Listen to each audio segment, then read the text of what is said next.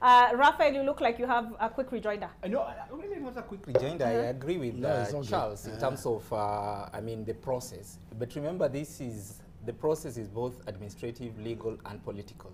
Legally, you can go through the process of, taking it to Parliament, a great idea. But I think the conversation needs to be more political in the sense that you need to have everyone on board. And how do you do that? Is engaging the people from the word go, so that they don't wait until the tail end of the process to start engaging Kenyans. So I agree with what Charles is saying, that we need to get it right in terms of the process, but the people should not come later. I think we need to have this conversation with the people even before we introduce any bill, so that people don't just see a process moving. Yeah. And I think one of the biggest challenges we've had as a country where these bills are concerned and these changes are concerned is what constitutes a public participation. Precisely. Yeah. All right, so let's get into the topic of the day, and we're asking this question: honeymoon over, what will it take for Ruto cabinet to deliver on Hustler's promise? And a lot of stories actually in the dailies in the last few days on this cabinet retreat and what was discussed. And since I happen to have the Taifa Leo open anyway, I see Ruto atuliza vita Kenya Kwanza by assigning roles essentially to the three, and that is on the front page of the Daily Nation. Here is the more detailed report by Gitonga Marete and James Murimi on page 7 of the Daily Nation. Gachagua lauds the head of state for his hands-on involvement in the planning of government activities. We are now ready to work, transform Kenya, Ruto says. President held 4-day meeting with senior members of the executive to plan the running of his administration. At a glance, we looked at some of these things on the front page in terms of, he talked about ending the rivalry between the two houses of parliament. He also talked about digitization a lot. He said, we can send emails. Why are we sending messengers with letters to officially communicate? He talked about if your in-tray is full, you're doing something wrong. We saw the front page of the Sunday Nation. Charles, you made reference to that. Those who are late were locked out of meetings. Is he starting on the right foot? We finished with Raphael. Charles had spoken before that. So, Prof. It's your turn. Yes, I think Ruto is starting on the right side, because first, you are dealing with the workaholic. So if you are going to work in this government, efficiency, timeliness, all those things that go answering to the man who is your leader has to be an ingredient in you. Otherwise, you probably will fall out. And I can foresee that, there was always rumor Urus shuffling his cabinet, which never happened. But I think there will never be a rumor with Ruto that is not going to be actualized, because he is personally hands-on, and this is good, because he's the leader, so he needs to lead from the front. So he locked those people out because he was in before them. That should never happen.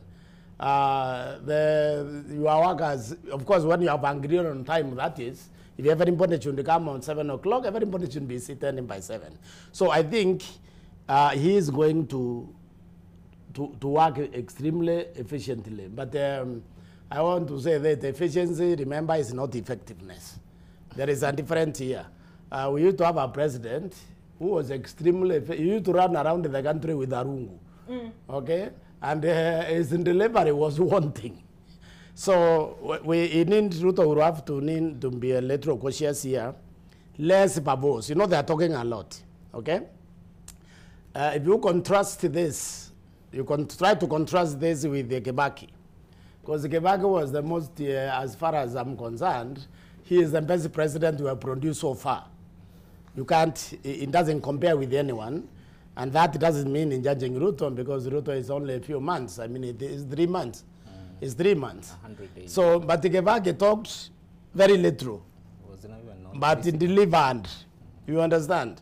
So sometimes when people talk too much, just be careful. That is a little bit, you have to be cautious. So there is a lot of talk. The talk needs to cease.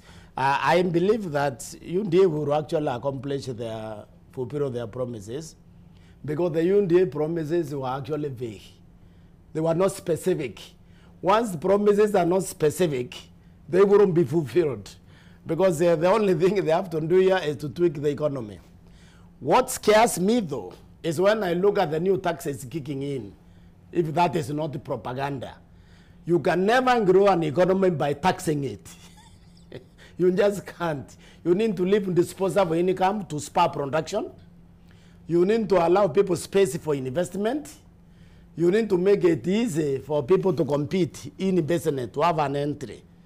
Okay? So when you look at the taxes that is coming in, and you realize that all UNDA promises are actually based on a functional economy, then you realize these things will produce coalition. Let me just give you an example.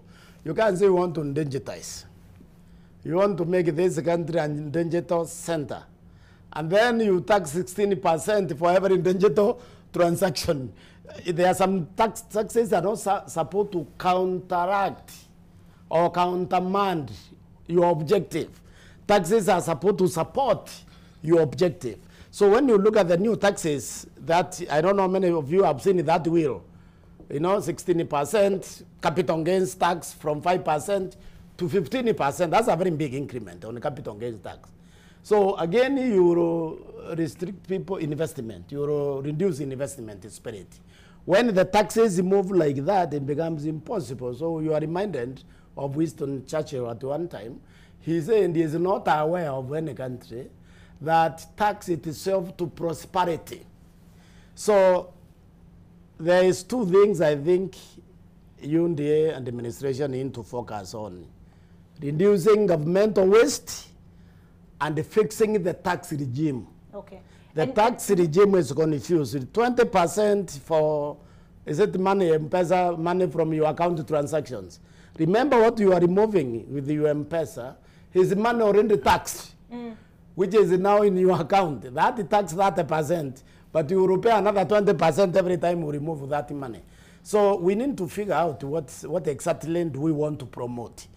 Tax regime need to be fixed. Okay. Government waste needs attention. Right. Those two will be able to make them move towards achieving the objective. The other thing they are doing very well is they said they are not going to initiate any mega project. That may help them cut the debt.